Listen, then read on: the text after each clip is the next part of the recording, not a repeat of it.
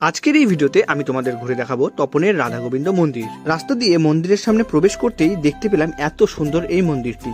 যেহেতু এই মন্দিরটিতে জগন্নাথ ঠাকুরও রয়েছে, তাই মন্দিরের ভিতরে প্রবেশ করতেই দেখতে পাই আমরা এই তিনটে রথ, যা কিন্তু সম্পূর্ণই কাঠের তৈরি। আর এই রথগুলি ছিল খুবই সুন্দর। মন্দিরটি বাইরে থেকে দেখে কিন্তু আমি চোখ ফেরাতে পারছিলাম না, তাই ঝটপট করে মন্দিরের ভেতরে যাওয়ার জন্য সিঁড়ি দিয়ে আমরা উঠতেই থাকি। আর এখানে সিঁড়ি দিয়ে উঠতেই আমার চোখে পড়ে এমন এক দৃশ্য, ওয়াও! কিন্তু খাস মজা লাগছে না, তাই তো? আরে দাঁড়াও, বাইরে থেকেও একটু ঘুরে নাও। এই দেখো, মন্দিরের সিঁড়ি দিয়ে উঠতেই কিন্তু জায়গাটা কিছুটা এইরকম, আর এখান থেকে একটি ব্যালকনি ভিউ পাওয়া যায়, খুব সুন্দর।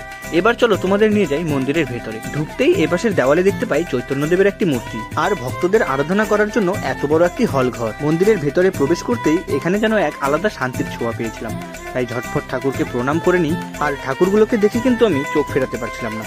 তোমরাও একবার দেখো, এখানে রয়েছে জগন্নাথ, বলরাম, সুভদ্রা, রাধা গোবিন্দ, শ্রী শ্রী চৈতন্যদেব, এছাড়াও রাধা মায়ের সখীগণ। সত্যি দেখে কিন্তু অপূর্ব সুন্দর লাগছিল। তার পাশেই রয়েছে আরো একটি মন্দির ঘর, যেখানে কিন্তু মা কালীকে বিভিন্ন রূপে রাখা রয়েছে। তোমরা এখানে দেখো, এখানে রয়েছে সরস্বতী মা এবং মা কালীর দুটি রূপ, এবং এ পাশে রয়েছে আমাদের ভোলেনাথজি, এছাড়াও রয়েছে শিবলিঙ্গ, আর ঠিক তার সামনেই কিন্তু রয়েছে এই যে নন্দী মহারাজ। আর এখান থেকেও কিন্তু দেখে খুব সুন্দর লাগছিল।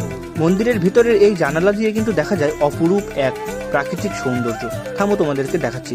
এই দেখো, এই জানালাটা খোলা রয়েছে, আর এখান থেকে দূর দূর পর্যন্ত দেখা যাচ্ছে চাষের জমি। আর এখান থেকে কিন্তু আমাদের যে হ্রদগুলো রয়েছে এখানে, সেগুলো কিন্তু দেখা যাচ্ছে।